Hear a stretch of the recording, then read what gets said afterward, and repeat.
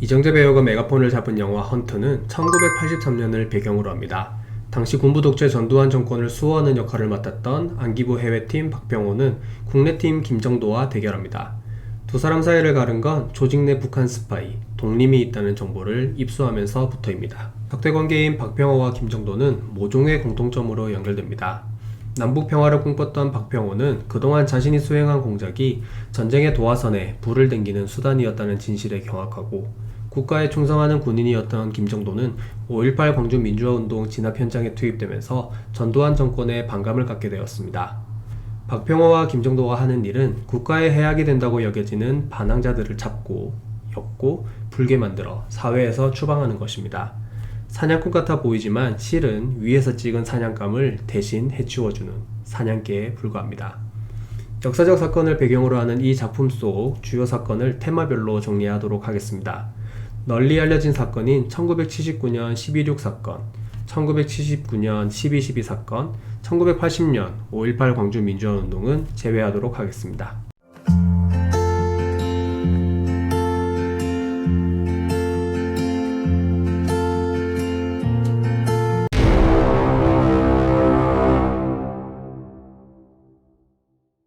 북한의 핵 관심은 생각보다 훨씬 오래되었습니다. 1956년 소련 두부나 핵연구소에 핵물리학자를 파견한 북한은 아주 오래전부터 핵에 관심이 많았습니다. 1962년 영면에 원자력 연구소를 설립하고 김일성 종합대학의 원자력학과를 신설한 북한은 1980년대 영변 핵시설 단지 건립을 본격화합니다. 물론 북한과 소련의 원자력 관련 사업은 흔히 알려진 것처럼 핵무기 제조와 관련된 게 아니라 핵을 평화적으로 이용하기 위한 공동연구 차원이었습니다. 북한의 핵무기 개발을 의심한 소련은 핵무기 확산 방지 관련 국제조약인 NPT 가입을 종용했고, 북한은 1985년 12월 NPT에 가입합니다. NPT에 가입했지만 국제원자력기구 IAEA 검열을 받지 않았던 북한은 1993년 3월 NPT를 탈퇴하며 본격적인 핵무기 개발에 착수합니다. 소련과 중국은 자체적으로 핵무기 제조 기술을 확보하였지만 북한의 기술 이전을 하지 않았습니다. 대북 제재가 강해지자 북한은 체제 생존 등을 위해 핵 관련 기술을 자체적으로 확보할 수밖에 없었습니다. 영화 헌트 속 일본에서의 북한 고위 관료 망명은 허구입니다.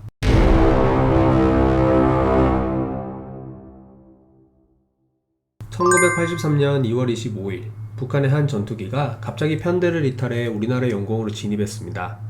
서울에 공급 경보가 울리고 당장이라도 전쟁이 날 것처럼 긴장감이 최고조에 달했던 상황. 해당 전투기는 날개를 흔들어 귀순의 뜻을 밝혔고, 수원 비행장에 착륙한 전투기에서 북한 공군 이융평 대위가 내렸습니다.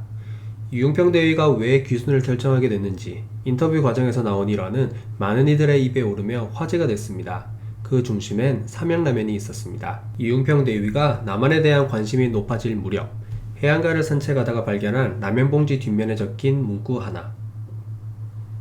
통상적이고 일상적인 문구였으나 이융평은 남조선은 이런 작은 것에도 인민들을 위해 정성을 들이는데 지상낙원이라는 북조선은 이게 무슨 꼴인가 의문을 품었고 결국 귀순을 결심했다고 합니다.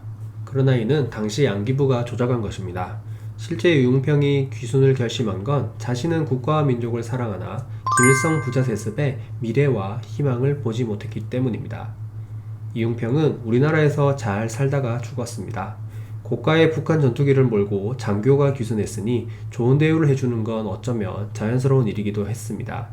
이융평은 전두환 정부로부터 15억 6천만 원을 받았는데 당시 음마아파트 분양가가 2천만 원 정도였고 라면이 100원 했던 걸 고려하면 어마어마한 돈을 받은 셈입니다.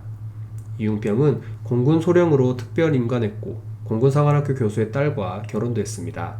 그러나 북에 남겨진 가족 생각과 언제 테러를 당할지 모른다는 두려움 등으로 인해 극심한 스트레스에도 시달렸습니다. 결국 그는 2002년 5월 4일 감기는 부정증으로 사망했습니다.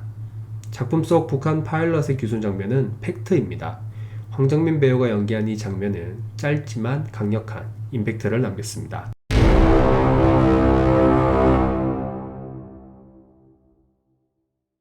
영화 헌트 속 핵심 단어인 독림은 1967년 박정희 정부 시절 안기부 전신인 중앙정보부가 발표한 대규모 공안 사건인 동백림 사건을 모티브로 하였습니다.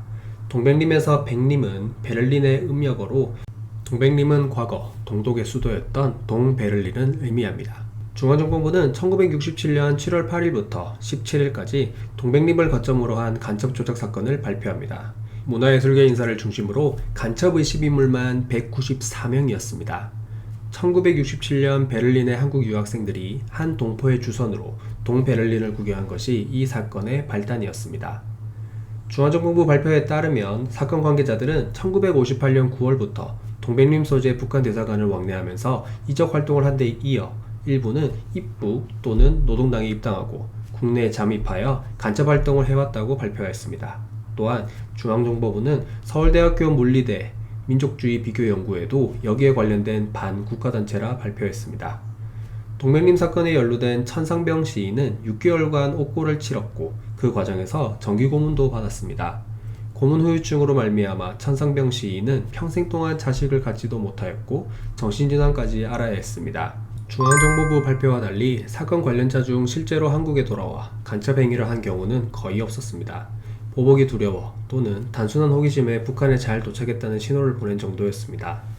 무시무시한 박정희 독재 정권 하에 재판이 진행되었음에도 최종심에서 간첩죄가 인정된 사람은 단 한 명도 없었습니다. 강제연행과 고문에 의해 진행된 수사. 이 사건은 국제사회에서 외교적 마찰이 일어났고 서독과 프랑스 정부는 영토 주권의 침해라 강력하게 항의하였습니다. 결국 박정희 정부는 1970년 광복절을 기해 서독 및 프랑스 의견을 수용하여 사건을 모두 마무리하였습니다. 순식간에 대한민국은 인권 후진국으로 후퇴하고 말았습니다.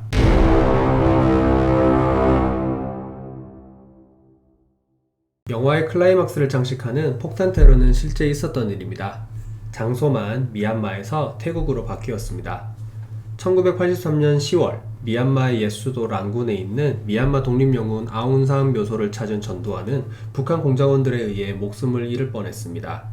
당시 전두환은 서남아시아와 대양주 6개국 순방이 예정돼 있었는데 첫 방문국이 미얀마였습니다. 전두환이 아웅산 묘소에 도착하기 이전에 폭탄이 터지면서 강요와 수행원 등 17명이 사망하고 14명이 중상을 입었지만 전두환은 참배 시간에 늦게 도착했고 현장에 도착하기 전 미리 울려 퍼진 진원곡 때문에 목숨을 건질 수 있었습니다. 이 테러로 인해 서석준 부총리 겸 경제기획원 장관, 이범석 외무부 장관, 김동휘 상공부 장관 등이 목숨을 잃었습니다. 수사 결과 이 사건은 북한군 정찰국 특공대 소속 3명에 의해 저질러졌으며 이들은 9월 9일 북한의 옹진항을 출발, 20일, 23일경 미얀마의 랭군에 도착했고 미얀마 주재 북한 대사관 전창위의 집에 응거, 암약하다가 전두환 일행이 버마에 도착하기 하루 전인 10월 7일 새벽 2시에 아웅산 묘소에 잠입했고 지붕에 2개의 폭탄을 설치한 것으로 밝혀졌습니다. 전두환은 테러 이후 1979년 박정희 사망 후 백지화했던 백곰 사업을 다시 진행해 국산 미사일인 현무1을 탄생시켰고 아이러니하게도 이 사건 이후 전두환의 철권 통치는 정당성을 얻었습니다. 한국 사회엔 고문과 폭력이 정당해졌습니다. 영화 헌트 속에서는 북한이 무력 적화 통일을 발동하기 위해 전두환을 암살해야 하지만 현실에서는 그런 정황이 없었습니다. 제2의 한국전쟁을 일으켰다가는 1950년과 달리 소련이나 중국, 공산주의권 국가들로부터 지원받지 못할 가능성이 컸기 때문입니다.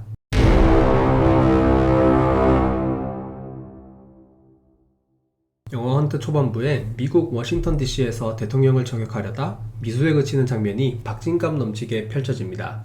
이는 허구입니다. 실제 역사는 어떨까요? 밝혀진 여러 문서와 증언에 따르면 1981년 북한이 필리핀을 방문하는 전두환 암살을 시도하려 했다는 내용이 있습니다. 당시 북한은 요원을 직접 육성하지 않고 전문 킬러를 고용해 암살하고자 했습니다.